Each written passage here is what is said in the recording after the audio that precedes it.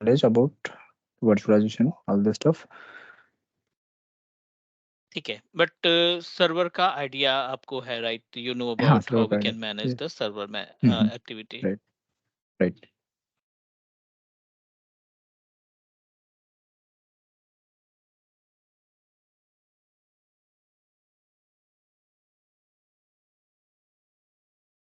ठीक है, सो सबसे पहले थोड़ा सा कॉन्सेप्ट समझने की कोशिश करते हैं वर्चुअलाइजेशन का, कि वर्चुअलाइजेशन किस तरीके से काम करता है और क्या क्या सर्विसेज या क्या क्या कंटेंट हमें इसमें देखने को मिलेंगे।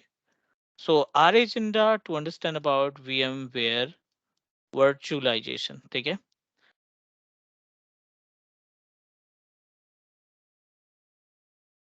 Fine, so in case of virtualization, like you know very well about कि ऑन प्रोमाइसेस कुछ टर्म्स होता है जिसमें आप बेस मशीन में चीजों को इन्वॉल्व करते हैं। दूसरा अपने पास वर्चुअलाइजेशन का पार्ट होता है that can help us to utilize our hardware, जो भी हम हार्डवेयर इस्तेमाल करते हैं ना, उसकी यूज केसेस के लिए हम इसको इस्तेमाल कर सकते हैं। Let me give you few examples related to the virtualization. आज की डेट में अपने पास इन्वायरमेंट में किसी भी कंपनी के पास मल्टीपल ऑप्शन है to set up their infrastructure.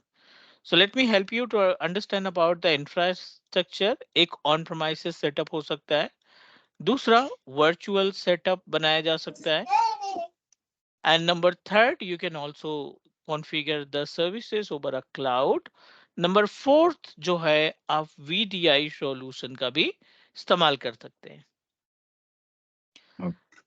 Let me help you to understand about the difference between these points. If we talk about the on premises, तो on premises की मीनिंग क्या होती है कि इस केस में मान लीजिए ये आपका ऑफिस है और इस ऑफिस में आपने सभी सर्वर्स, लाइक ये आपने एक सर्वर स्टैब्लिश कर रखा है, आपने फिजिकल कंप्यूटर्स लगा रखे हैं सर्वर में, आपका AD का सर्वर हो गया, या फिर कोई वेब सर्वर आपने स्टैब्लिश कर रखा है, multiple clients are running, multiple storage आपने बना रखे हैं। बट ये सभी सर्विसेज जो है ना, एक तरीके से फिजिकल आपके ऑफिस में अवेलेबल है। These all are available, physically available in our office premises. ये हमारा ऑन प्रीमाइसेस कहलाता है। क्लियर? या क्लियर। वर्चुअलाइजेशन में क्या होता है ना, कि जैसे एक आपने हार्डवेयर सेलेक्ट किया, दिस इज अवर हार्डवेयर, और हार्डवेयर की कॉन्फ़िगरेशन थोड़ा सा ठीक ठाक है, like as you are using 32 GB of RAM, 32 GB की रैम आपने लगा रखी है, एंड कोर i7 आपने CPU लगा रखा है, and you established like 1 TB of SSD।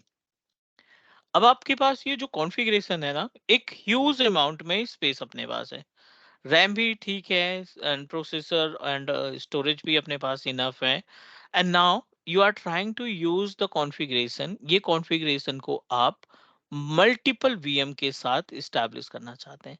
आप चाहते हैं कि ये पूरा का पूरा हार्डवेयर ना, हम मल्टीपल कंप्यूटर्स को virtually, not physically, multiple computers को क्रिएट करने में इसका इस्तेमाल करें। चीजें क्लियर हो रही हैं?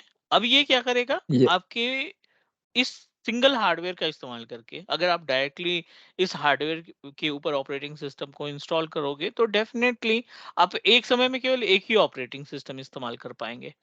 बट कॉन्फ़िगरेशन हमारा ठीक है, तो डेफिनेटली हम अपने इस हार्डवेयर को डिस्ट्रीब्यूट करेंगे, ताकि मल्टीपल रिसोर्सेज को, मल्टीपल कंप्यूटर्स को हम आसानी से इस पे इंस्टॉल कर सके, multiple operating system, multiple users को हम अपनी वर्चुअल मशीन असाइन कर सके, ताकि वो अपना डे टू डे टास्क का काम कर सके।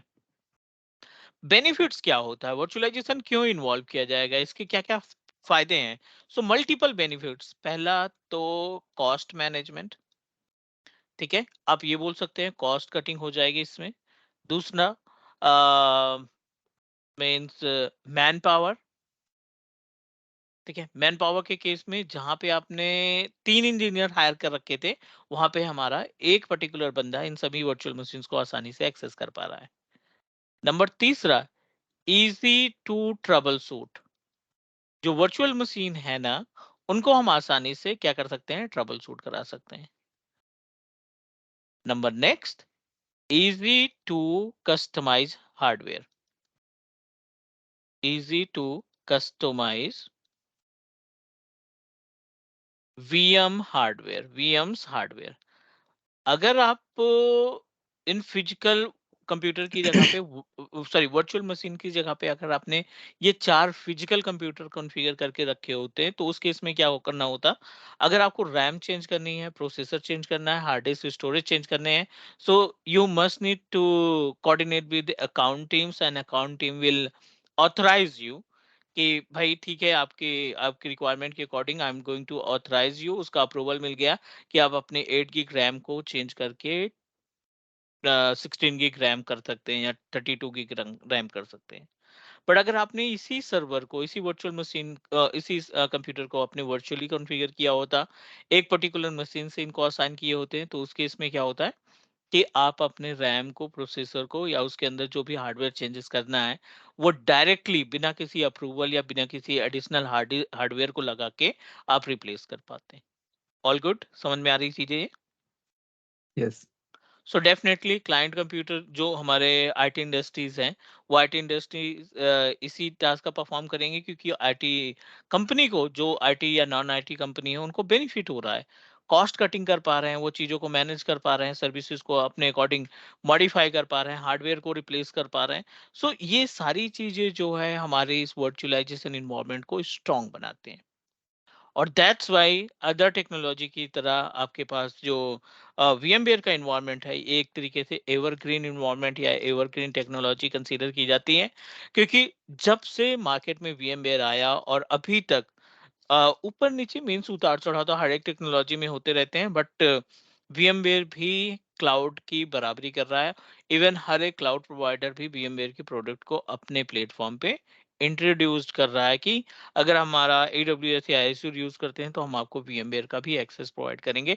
एक कॉर्नर VMware का भी रहेगा, तो जो आपका एग्जिस्टिंग VMware का सेटअप है, आप डायरेक्टली क्लाउड सर्विसेज से कोऑर्डिनेट करके आप क्लाउड से भी एग्जीक्यूट कर दो, कोई प्रॉब्लम नहीं है। Got it? सो ये अलग का मैटर है, ये हम आगे डिस्कस करेंगे धीरे धीरे। अभी हम लोगों का जो एजेंडा है ना, वो हम ये इनमें गैप समझने की कोशिश कर रहे हैं कि एक कंपनी जो है ना, वो किस तरीके के इंफ्रास्ट्रक्चर को प्रिफर करती है, या as a system engineer, as a virtual engineer, हम अपनी कंपनी को कैसे गाइड करेंगे कि नहीं, अगर आप वर्चुअलाइजेशन में जाते हैं तो ये बेनिफिट्स हैं, ये आपके डिमेरिट्स हैं, ऑन प्रोमाइसेस और वर्चुअलाइजेशन का कंपेयर करके देख लिया, क्लाउड का कंपेयर करके देख लिया, VDI के बारे में आपको मालूम होना चाहिए। चलिए, क्लाउड की बात करें तो क्लाउड एक तरीके का कंप्लीट पे एज यू गो सर्विस है।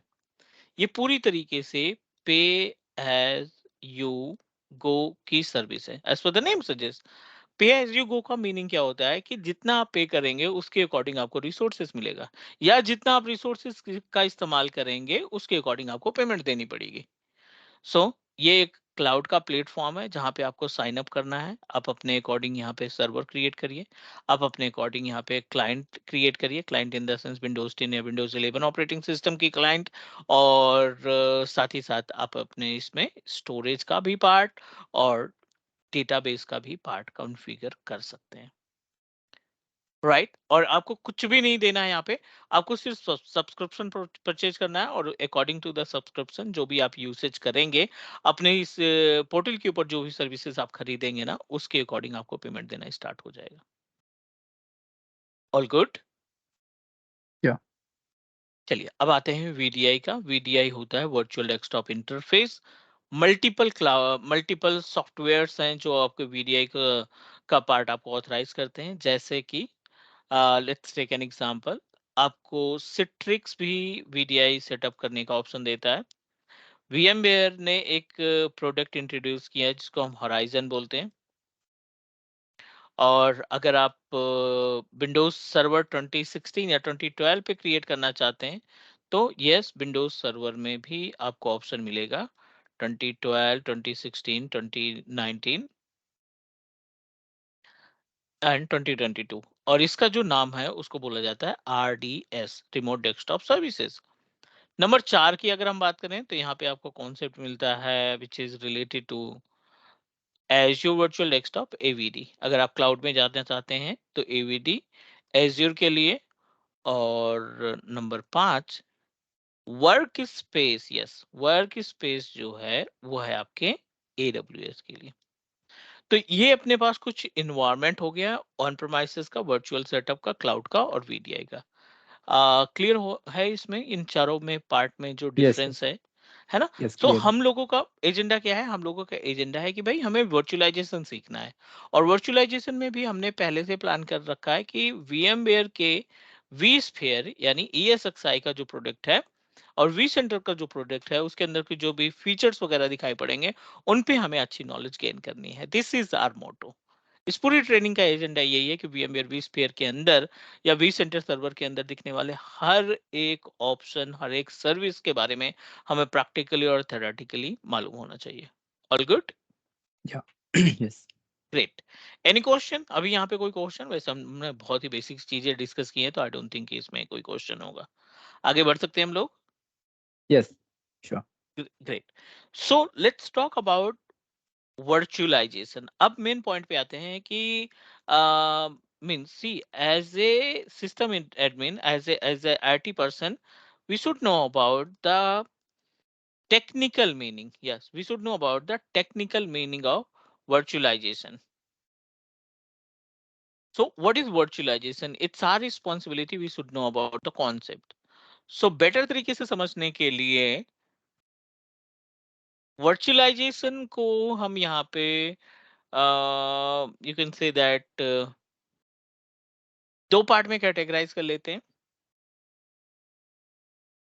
Virtualization is categorized into different part.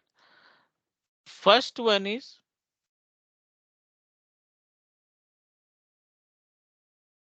Work based, ठीक है, और दूसरा जो है वो हम डिवाइड कर लेते हैं इसको टेक्नोलॉजी बेस्ड। ठीक है, दो चीजें हो गई यहाँ पे, एक तो वर्क बेस्ड हो गया वर्चुअलाइजेशन का कॉन्सेप्ट, और दूसरा अपने पास हो गया technology based. It's our responsibility, we should know about the gap between work based and technology based. और अगर हम यहाँ पे वर्क बेस्ड की बात करें तो किस किस सर्विसेज के लिए आप वर्चुअलाइजेशन का इस्तेमाल कर सकते हैं, वो हम थोड़ा सा डिस्कस कर लेते हैं। नंबर एक, वर्चुअलाइजेशन का इस्तेमाल मेमोरी के लिए इस्तेमाल कर सकते हैं। दूसरा, आप स्टोरेज का वर्चुअलाइजेशन इस्तेमाल कर सकते हैं। नंबर तीसरा, सॉफ्टवेयर या एप्लीकेशन का वर्चुअलाइजेशन भी पॉसिबल है। ऑल गुड, ये समझ में आ रही चीजें? Yes.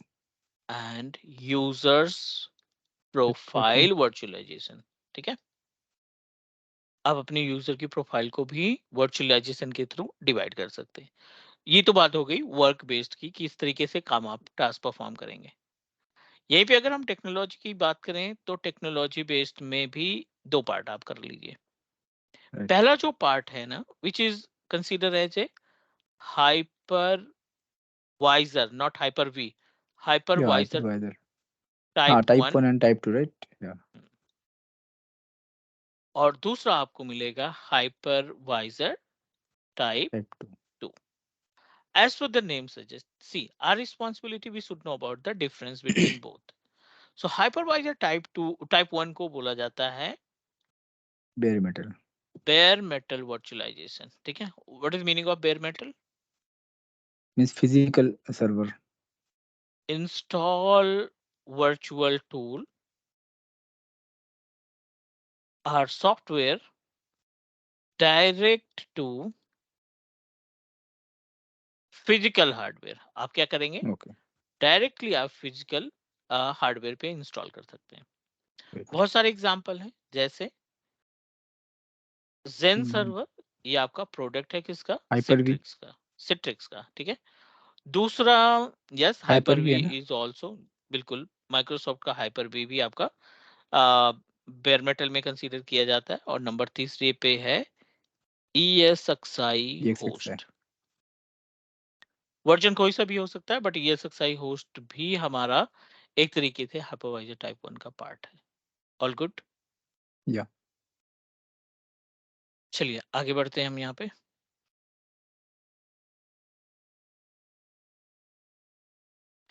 और हाइपरवाइजर टाइप 2 की अगर हम बात करें तो इसको बोला जाता है hosted virtualisation.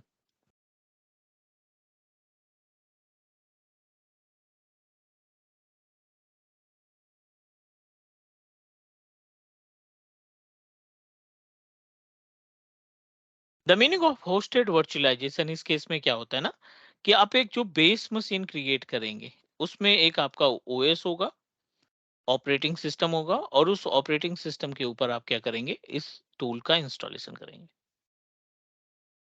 Got it? It means that अपने पास कुछ एग्जांपल्स हैं, जैसे कि VMware का work station. VMware work station क्या है? एक एग्जांपल है, बेस्ट एग्जांपल है हाइपरवाइजर टाइप 2 का। दूसरा, virtual PC, this is another example of bare metal virtualization, sorry, hosted virtualization. Hosted version. Number तीसरे की बात करें तो वर्चुअल बॉक्स जो ओरेकल का है। ये सभी एग्जांपल्स आप कंसीडर कर सकते हैं हाइपरवाइजर टाइप 2 के। और दूसरा, note, the hypervisor type 2 is basically used for testing and training purpose।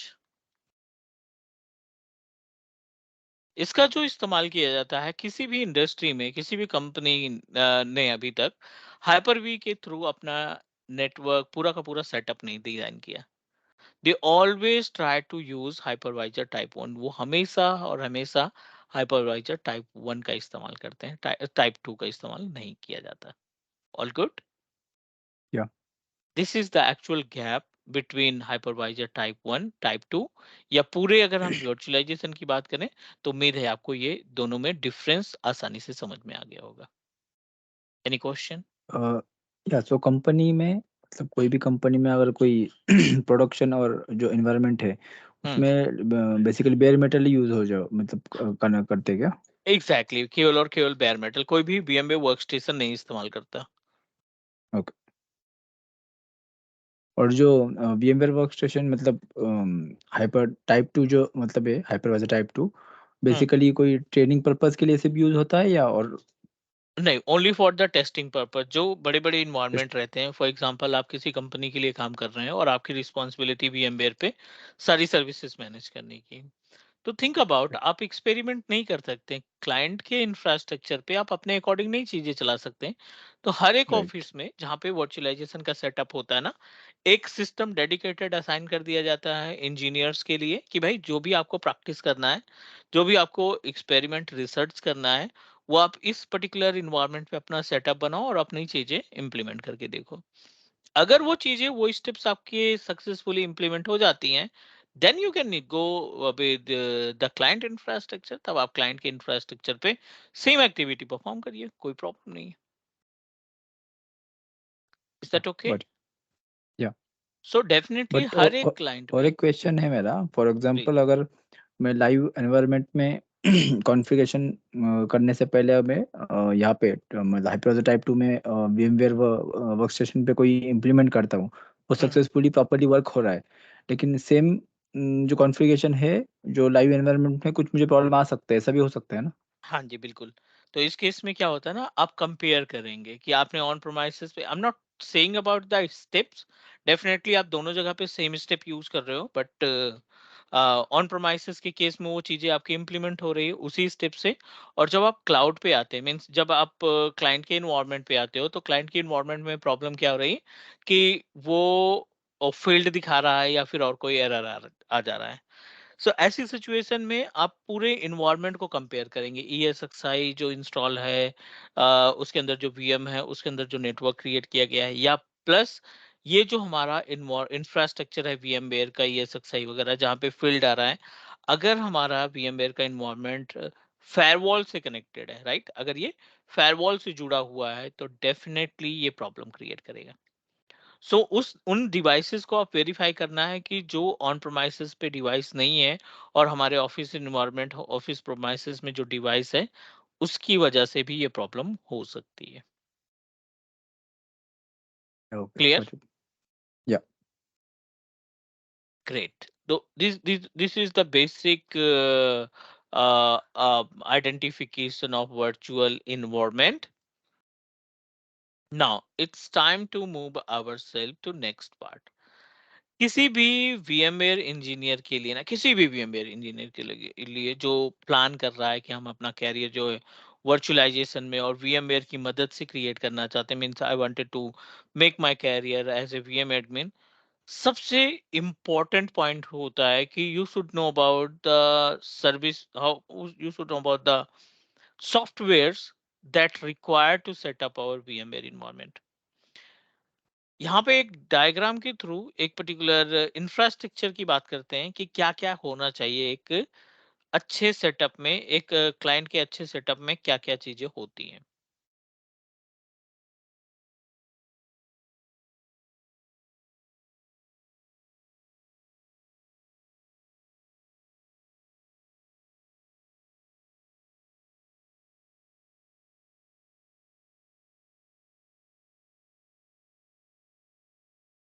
ठीक है, so these all are the core services. हर एक इन्वायरमेंट में कम से कम आपको 2 ESXi का होस्ट मिलेगा, एक वी सेंटर सर्वर मिलेगा,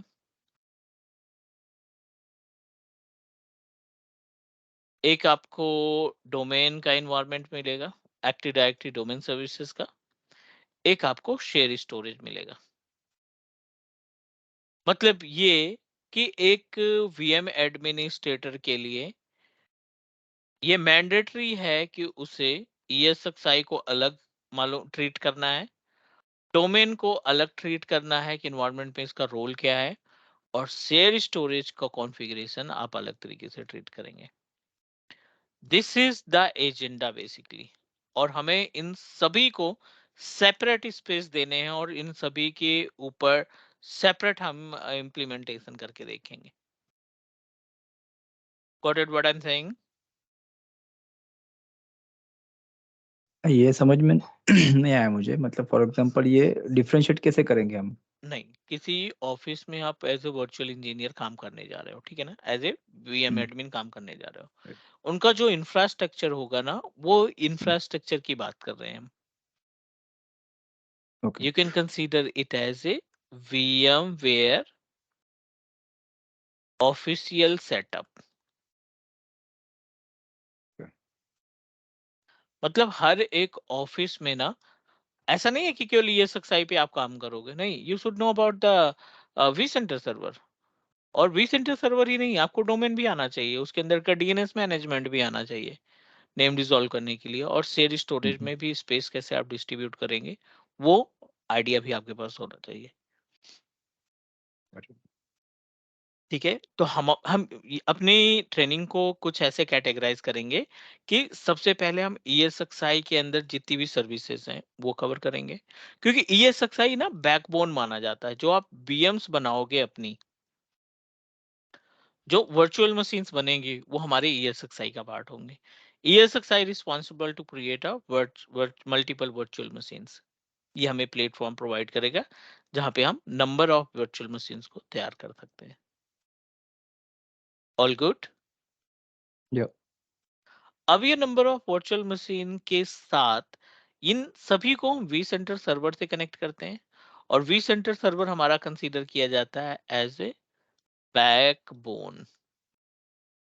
इसको हम कंसीडर करते हैं as a backbone.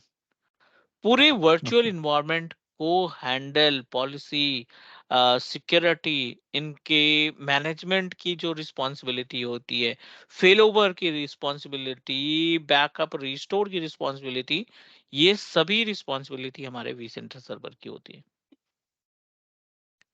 vCenter server responsible to manage all the security and policy related tasks of our VMware vSphere environment. okay, all good, यहाँ तक चीजें समझ में आ रही हैं? yes, ठीक ठीक है, तो कहीं ना कहीं ESXi के बाद जो इम्पोर्टेंट पार्ट है वो है हमारा vCenter सर्वर, और हमें मालूम होना चाहिए कि vCenter सर्वर किस तरीके से काम करता है। Once we complete the part of vCenter server, think about, अगर हम vCenter सर्वर की सर्विसेज को भी क्लियर कर लेते हैं, फिलहाल vCenter सर्वर तो बाद में आएगा, उसके पहले आएगा डोमेन मैनेजमेंट। जो आपने AD इंस्टॉल किया है ना, वो vCenter सर्वर के पहले आएगा, क्योंकि बिना एक्टिव डायरेक्टरी के ना, without active directory you cannot make any changes with your domain environment. आप अपने डोमेन में कोई टास्क परफॉर्म नहीं कर पाओगे। ओके। ऑल गुड, यहाँ तक कोई दिक्कत, कोई या क्वेश्चन? नहीं, कोई क्वेश्चन नहीं। ठीक है, अब इसी में हम इन्वायरमेंट में ऐड कर रहे हैं शेयर स्टोरेज को। इसी इन्वायरमेंट में हम ऐड कर रहे हैं शेयर स्टोरेज को। और शेयर स्टोरेज की रिस्पॉन्सिबिलिटी क्या होती है? जो भी हमारे ESXi होस्ट हैं, जो भी हमारे इन्वायरमेंट में ESXi होस्ट अवेलेबल है, उन सभी ESXi होस्ट को ये शेयर स्टोरेज प्रोवाइड करें। Company 99% organisation need to set up their share storage, ताकि उनके जो वर्चुअल मशीन्स हैं, जो भी हमने वीएम लगा रखा है ESXi होस्ट के अंदर, उन सभी वर्चुअल मशीन्स को शेयर स्टोरेज पे पाथ दिया जाए।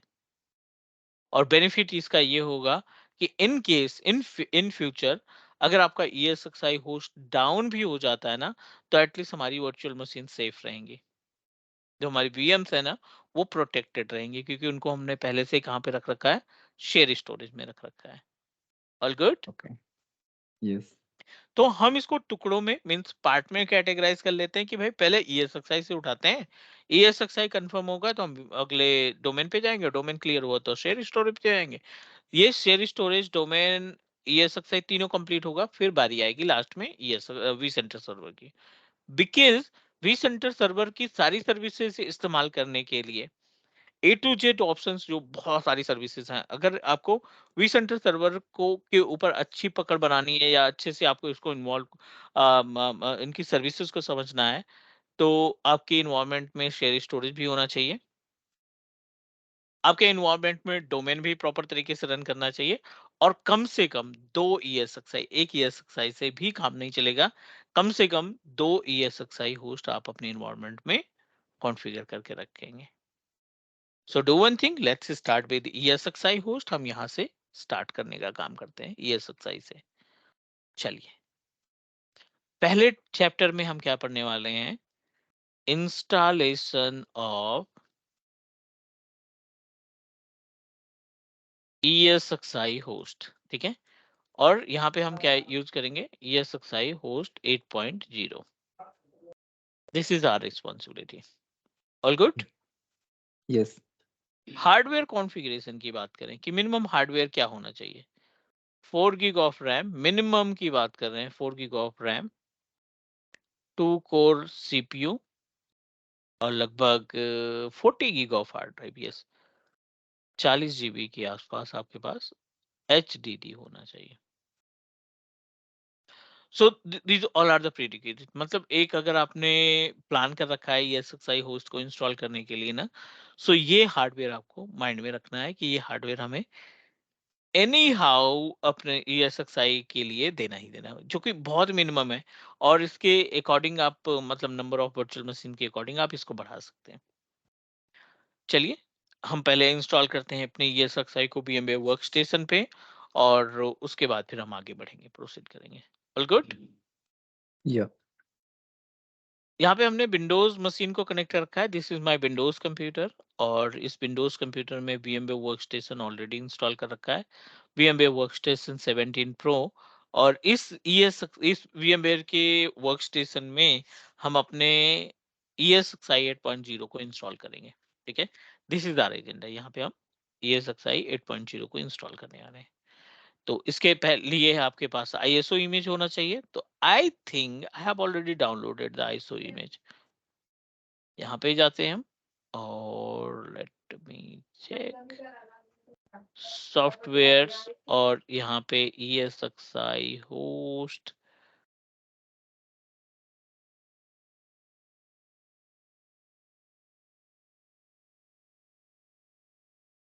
क्लाउड सॉफ्टवेयर, नहीं, vSphere में 8.0। ये आपका ESXi होस्ट है, और ये बेयर मेटल वर्चुअलाइजेशन है। 600 MB के आसपास इसकी टोटल कैपेसिटी है, जो बहुत ही ज्यादा light weight operating system consider किया जाएगा।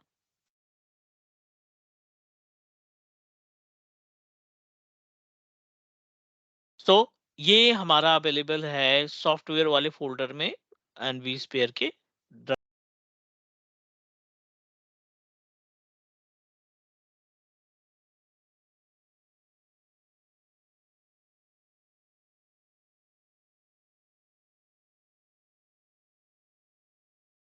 Hello.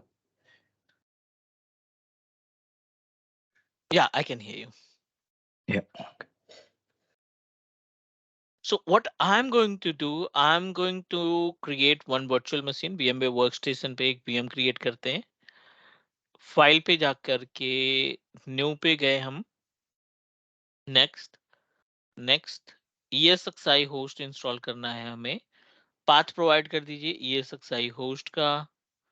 Go to the software. In the software हमें सेलेक्ट करना है vSphere और यहाँ पे 8.0 सेलेक्ट कर लेंगे. क्लियर. यहाँ पे हमने Yeah. इसको असाइन कर दिया. डायरेक्टली हमने एक ESXi का ISO इमेज इसको हम पिक कर लेते हैं एंड ओपन इट. नेक्स्ट करेंगे. Again next. ESXi होस्ट यहाँ पे सेलेक्ट करना है हमें अदर्स.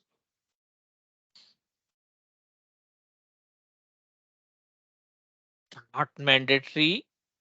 तो VMware ESXi सॉरी. यहाँ पे 7.0 तक का है, कोई दिक्कत नहीं है, इसको हम प्रोसीड कर देते हैं.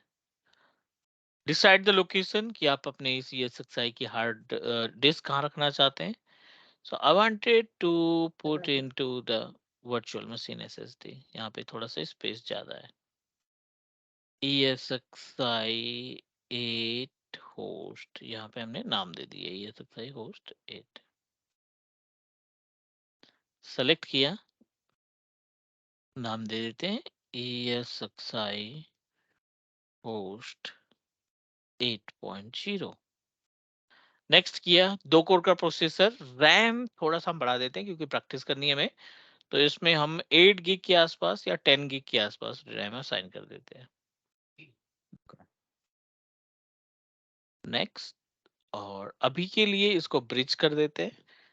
ब्रिज से क्या होगा कि आपका जो रूटर है ना, वो रूटर आपको असाइन कर देगा आईपी एड्रेस.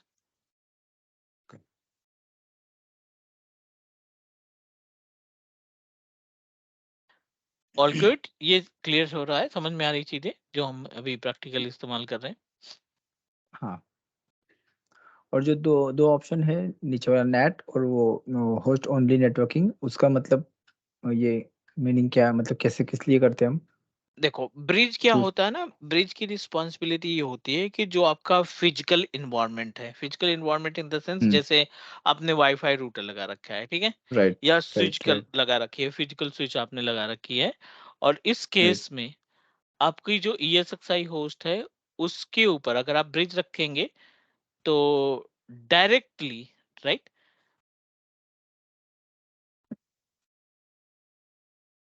डायरेक्टली आपके सिस्टम के ऊपर, ठीक है, डायरेक्टली आपकी वर्चुअल मशीन को आप इमीडिएटली आपको what we can say that जो आईपी एड्रेस है वो आपके रूटर के थ्रू असाइन हो जाएगा. राइट. ठीक है. या.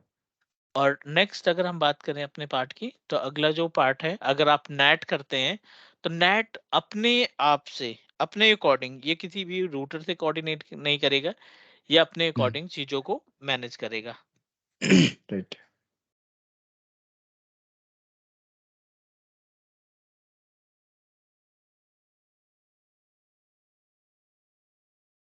डन है यहाँ तक, समझ में आ रही चीजें. या. यस.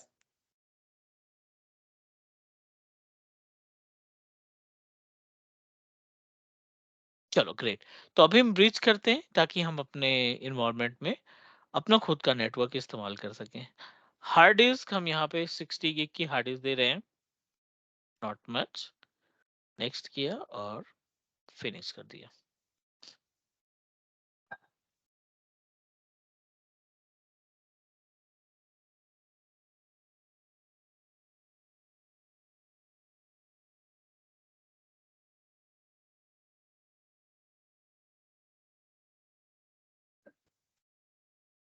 अब ये इंस्टॉलेशन का प्रोसेस स्टार्ट हो गया. हमारी रिस्पॉन्सिबिलिटी क्या बनती है कि हम इस प्रोसेस को फॉलो करें.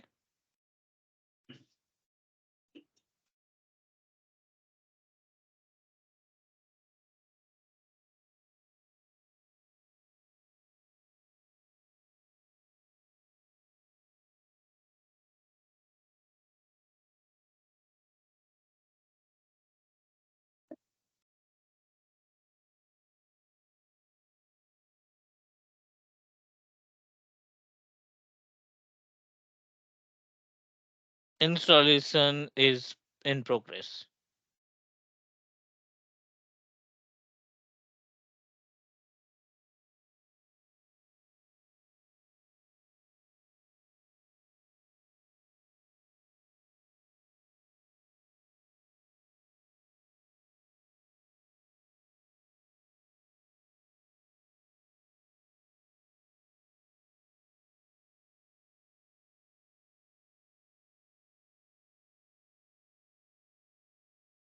According to the hardware configuration, means इसमें 5 to 7 minutes required to fulfill to complete the installation of our ESXi 8.0. ठीक है, ये क्या करेगा, मीन्स हार्डली 10 मिनट का टाइम लगेगा टोटल इंस्टॉलेशन को कंप्लीट करने के लिए. Okay.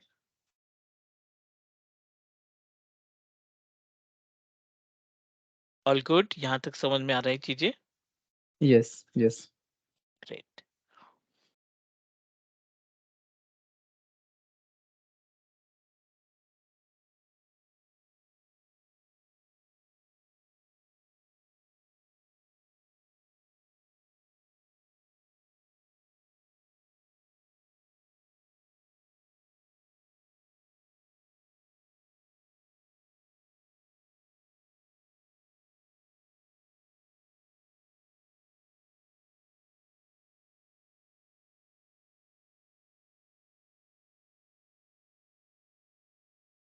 बेस मशीन में जब भी आप इंस्टॉलेशन लगाएंगे ना, जब भी आप बेस मशीन में इसको इंस्टॉल करेंगे, तो बेस मशीन में क्या होता Mhm. है कि जैसे अभी तो हमने डायरेक्टली वीएमवेयर वर्क स्टेशन में इंस्टॉल किया है, तो आईएसओ इमेज को सेलेक्ट किया और आईएसओ इमेज के थ्रू इसको हमने डायरेक्टली पिक कर लिया और we can Right. We can we can proceed to install.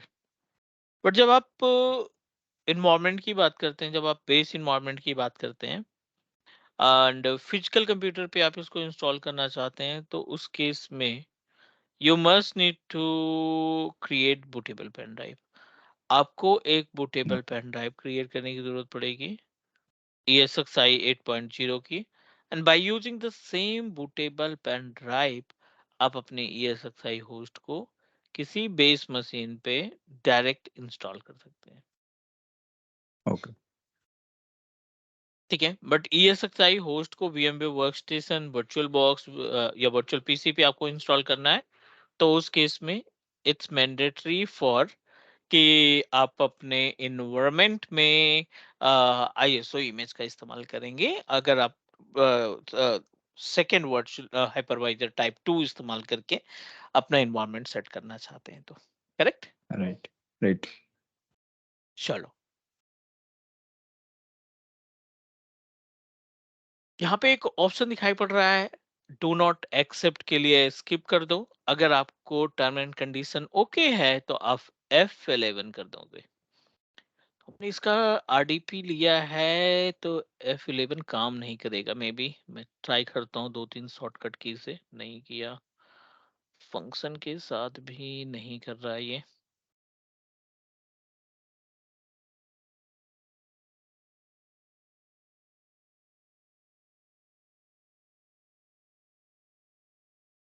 Direct भी नहीं करेगा. नो. तो लेट मी चेक कि यहाँ पे कुछ ऑप्शन मिल जाए. नहीं है.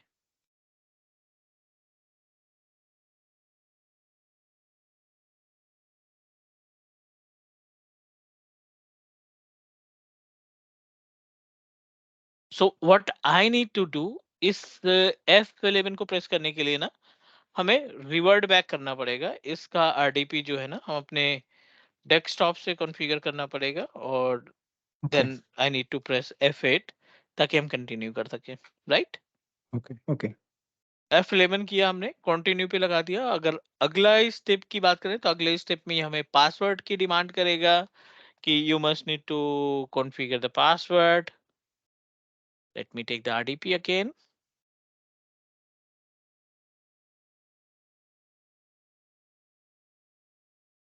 ठीक है, ये आपको पैनल मिलेगा और again you have to click enter. फिर से इंटर करेंगे और ये पासवर्ड है. बाय डिफॉल्ट जो रूट का पासवर्ड है ना, बाय डिफॉल्ट जो Hmm. रूट का पासवर्ड है, ये आपके GUI को लॉगिन करने के लिए इस्तेमाल किया जाएगा। ओके, पासवर्ड में भी प्रॉब्लम आ रही है, तो again I need to connect with through the RDP। इसके बेस मशीन से कनेक्ट करके ना मैं इसमें पासवर्ड वगैरह दे देता हूँ। ओके। हमने अपना कॉमन पासवर्ड इसको प्रोवाइड कर दिया, F11। दैट्स इट, हो गया। इंस्टॉलेशन इज इन प्रोग्रेस, तो डेफिनेटली थोड़ा सा तो टाइम लगेगा, हमें इंतजार करना पड़ेगा। और जैसे ही हमारा ESXi होस्ट इंस्टॉल होता है पूरी तरीके से, हम अपने अगले स्टेप पे मूव कर जाएंगे। Okay. 45%, 60, 50% installation is completed, so we have to wait for few more minutes। जैसे ही ये रेडी होता है, हम इसके GUI पे काम करेंगे और कोशिश करेंगे समझने की कि कितने मेथड हैं इसमें टू एक्सेस आवर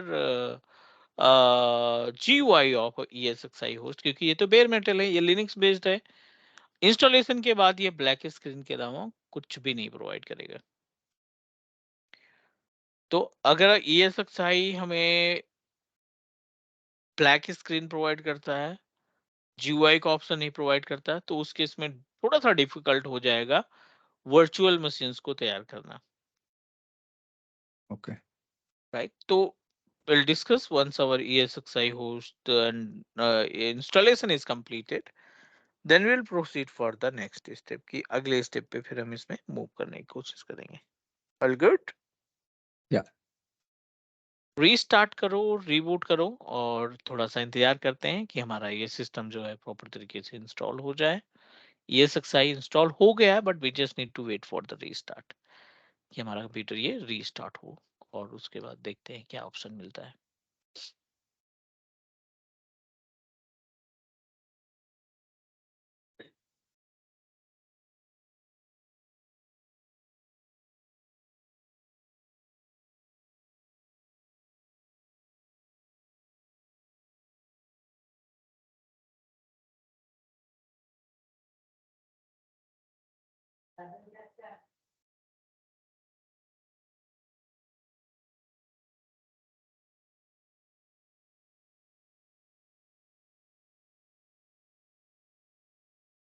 हमने इसको VMware के ब्रिज कनेक्शन पे कर रखा है, राइट? VMware वर्कस्टेशन पे हमने अपनी राइट, वर्चुअल बीच मशीन को वर्जन। हुँ, ब्रिज कनेक्शन पे कर रखा है। सो इसका मतलब ये है, ब्रिज कनेक्शन का मतलब ये है कि जो भी IP एड्रेस आपको मिलेगा ना, वो हमारा हुँ, हुँ। रूटर प्रोवाइड करेगा। वाईफाई रूटर हमें ओके, प्रोवाइड करेगा कि ये हमारा ये IP एड्रेस ये आपके सिस्टम के लिए एप्लीकेबल है। ओके। All good. या। चलो थोड़ा सा इंतजार करते हैं अभी। ये IP एड्रेस हमें जो असाइन हो रही है ना, 1.8 की IP एड्रेस अभी मिल रही है हमें। यस, The IP 1.8 address की। that we are getting, which is related to the 1.8। यहाँ तक क्लियर है? यस। ठीक है। अब इस 1.8 की तो GUI में तो कुछ हम कर ही नहीं पाएंगे, because this is the part of GUI, sorry CLI।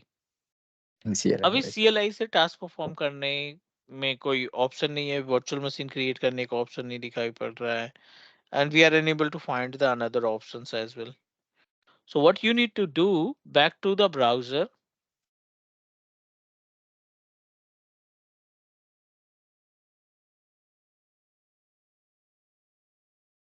और यहाँ पे हम इसकी IP एड्रेस दे देते हैं 192.168.1.8।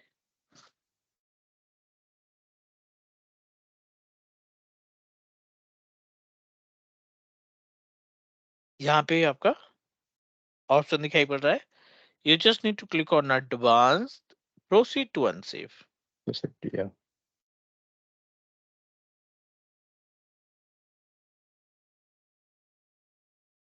ऑल गुड, यहाँ तक आ या। गया?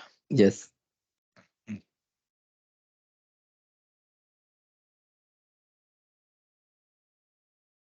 अब जो भी टास्क परफॉर्म करना है, तो बाय डिफॉल्ट जो आपका यूजर होगा वो रूट होगा, और पासवर्ड अभी थोड़ी देर पहले हमने इसमें एक पासवर्ड असाइन किया था, वो पासवर्ड आपको प्रोवाइड कर देना है।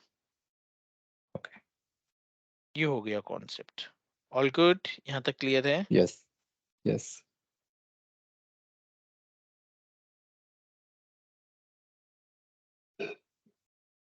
This is the basic installation of ESXi host, और हम इसी पार्ट को थोड़ा थोड़ा आगे बढ़ाएंगे। ओके। यहाँ तक के लिए कोई दिक्कत, अभी कोई क्वेश्चन? नहीं, नहीं, कोई दिक्कत नहीं, कोई दिक्कत नहीं।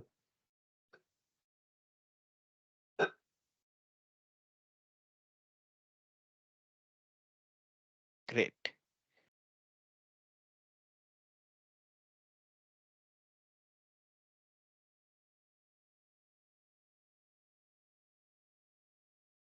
चलो थोड़ा सा पार्ट को आगे बढ़ाते हैं।